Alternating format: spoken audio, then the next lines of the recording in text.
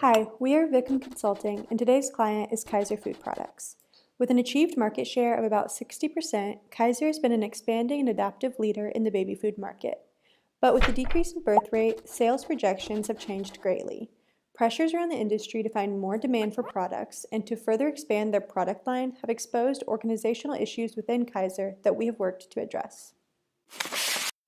The two key issues at Kaiser are a lack of trust and problematic sales plan goals. This lack of trust can be seen between the regional level and district level, as well as from the salespeople towards upper management.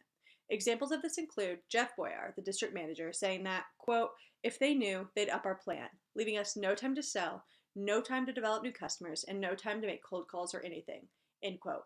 Albie Siege, a salesperson, says that, quote, Jay keeps the people in Atlanta from taking our bonuses away from us, end quote. The employees have major trust issues, and this creates an absence of organizational citizenship behavior. The district level doesn't trust the regional level to treat them fairly and not take advantage of them. The regional level doesn't trust the district level for withholding information. This lack of trust is resulting in Jay's sales team performing at the very minimum expected of them from higher management. They advise newcomers to not, quote, waste their efforts on the company, end quote, by performing anything more. The salesmen are not engaging in extra activities for their larger organization because they do not trust that they will get anything in return. At the individual district level, the employees provide in-role as well as extra-role performance. For example, the sales force, along with Jay, conducts all-day meetings once every 2 months to come up with new ideas for selling. And they help coworkers by taking on larger sales quotas than needed when another coworker is sick. Mistrust runs deep throughout Kaiser, and Florida remains the primary place where creative task performance is practiced, along with interpersonal citizenship behavior, but this does not emanate throughout the rest of the organization. As for the sales plan, it causes a widespread negative effect on the company because it consists of difficult to obtain goals that are made without lower level employee input. This is leading to problems for Kaiser, such as a lack of motivation. As Neil Portnow puts so eloquently, quote, it just doesn't pay to bust your ass, end quote. Portnow feels a lack of motivation to work harder when upper management is constantly increasing the sales quota with each new sales plan when he continues to earn the same amount of money. Districts are also avoiding collaboration for fear that their innovative ideas won't be properly compensated, and they'll have to work harder to compete with other districts. This behavior is negatively impacting the overall region in meeting their sales goals. Continually increasing goals creates a field for competition and employee dissatisfaction, which we can see through the lack of motivation and the withholding of beneficial information from other districts.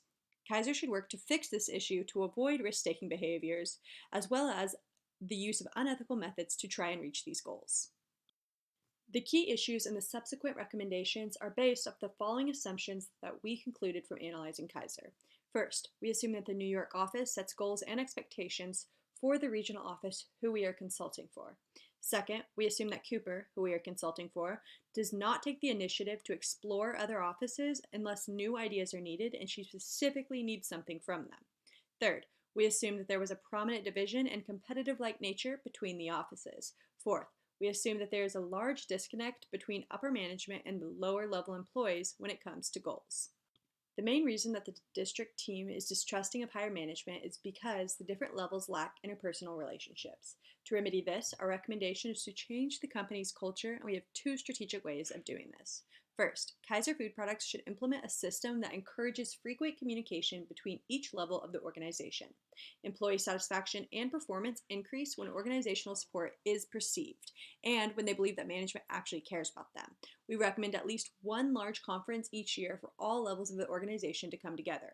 We also encourage frequent communication between immediate levels, holding at least 2 meetings per year that replicate the meetings Jay has with his sales team in Florida. Communication between levels will foster an environment that makes lower tiers in the corporation feel as though the higher-ups care about them. Trust will increase between the levels, encouraging the salespeople to freely share their ideas, thus benefiting the entire company. The second reform should be to place less emphasis on bonuses. Kaiser should change their pay ratio so that the majority of employees' earnings are guaranteed salary, and small bonuses are given for reaching the desired goals. Florida employees are withholding valuable information because it gives them a buffer and lets them feel secure that they will be able to make a decent living that year. They are scared that if management knows their sales tactics, they won't have this buffer anymore. Increasing the base salary and drastically decreasing the importance of bonuses will reduce fear by making the bonuses an extra rather than a necessity.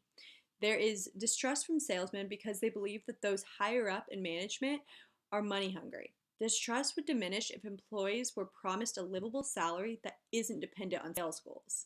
After removing the fear of lost income and distrust for the higher management, employees will be exceptionally more willing to share valuable information that will benefit the entire company, which would decrease, if not entirely eradicate, the counterproductive behavior of production deviance.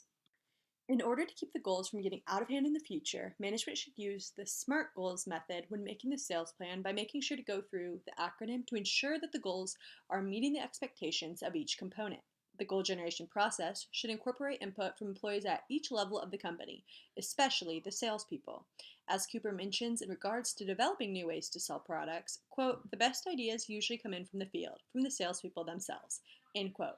The salespeople generate the best ideas because they are the ones who are directly doing the work on a daily basis. They know what a realistic goal for sales is. Using the salespeople's input when generating the goals of the sales plan would increase their sense of responsibility and connection to the company and its purpose. The company would also be gaining insight into what salespeople go through and can learn ways to better benefit and develop their company as a whole.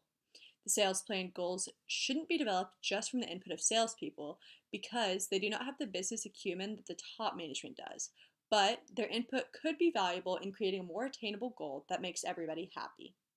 The effectiveness of both of these recommendations can be tracked by sending out surveys to the employees through their company email in order to get feedback. For the first solution, the survey should ask questions pertaining to the employees' feelings towards management, what they perceive management to feel towards them, how they feel towards other districts, and how they feel about helping those outside of their immediate team. It should be sent out directly after the changes have been implemented in order to set a benchmark, and in the future, they should be sent out on a continual basis to gauge the employees' changing feelings and attitudes towards others within the organization to ensure the recommendations have long-term effectiveness. The surveys should be sent out at the end of each year before the new sales plan is generated, as well as halfway throughout the year. The surveys for the second solution pertain to overall goals and should be sent out at the end of each year to everyone in the organization. The company should generate questions that give them a sense of how employees interpreted the goals, for example, if they thought the goals were fair, and to find out if they felt like their opinions were adequately considered in the development of the sales plan.